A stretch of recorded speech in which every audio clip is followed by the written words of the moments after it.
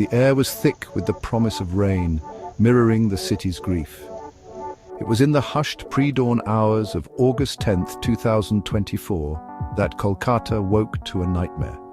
A young doctor, Dr. Aditi Sen, lay lifeless in a hospital seminar room. The place meant for healing had become a tomb. She was 31, dedicated, and had just completed a grueling 36-hour shift. Her reward? A brutal attack. Her body bore the marks of a struggle. News of the murder spread like wildfire.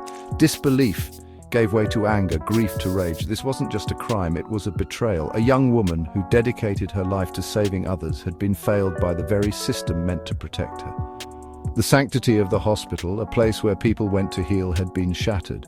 Kolkata, a city known for its spirit and resilience, was shrouded in fear and mourning. The question on everyone's lips was a chilling one.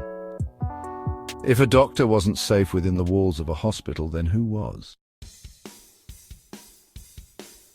The investigation was swift, a nation's anger demanding answers. Sanjay Roy, a volunteer at the hospital, was apprehended. The evidence was damning, the narrative chillingly familiar. A young woman, alone and vulnerable after a long shift, becomes the target of a predator lurking in plain sight. The trial began in November 2024, a grim spectacle playing out against the backdrop of public fury. The prosecution, armed with forensic evidence and witness testimonies, presented a compelling case. They argued that Roy, taking advantage of the late hour and lax security, had cornered and attacked Dr. Sen.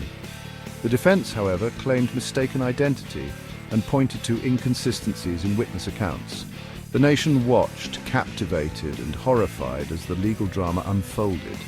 The verdict, delivered on January 18, 2025, sent shockwaves through the country. Sanjay Roy was found guilty of rape and murder, but the judge, citing that it wasn't the rarest of rare cases, handed down a life sentence.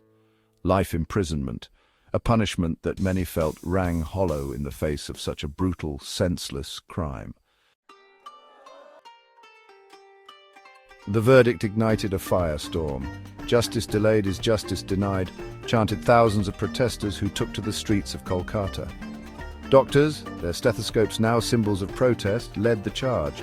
They were joined by students, activists, and ordinary citizens united in their grief and outrage. "How many more Aditis?" screamed the placards, a chilling reminder of the vulnerability of women in India. The protests went beyond demanding harsher punishment for the perpetrator.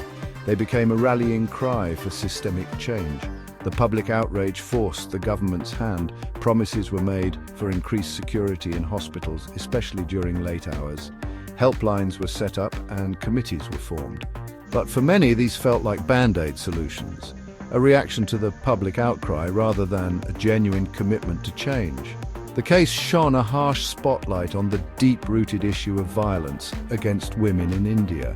It highlighted the dangerous intersection of gender and profession, where women in healthcare, often working long hours and in isolated wards, become easy targets.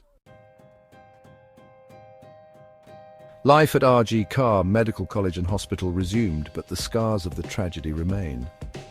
A pall of fear hangs heavy in the corridors, a constant reminder of the vulnerability of those who work within its walls. Dr. Sen's murder serves as a chilling reminder of the price paid for a broken system.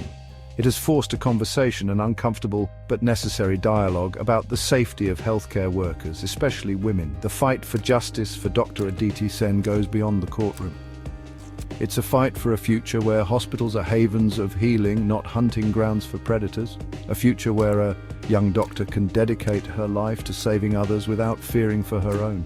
The memory of Dr. Sen, her dedication and her tragic end must serve as a catalyst for change, a change that ensures that no other family has to endure the pain of losing a loved one to such a senseless act of brutality. A change that guarantees that the white coat, a symbol of hope and healing, is never again stained with fear.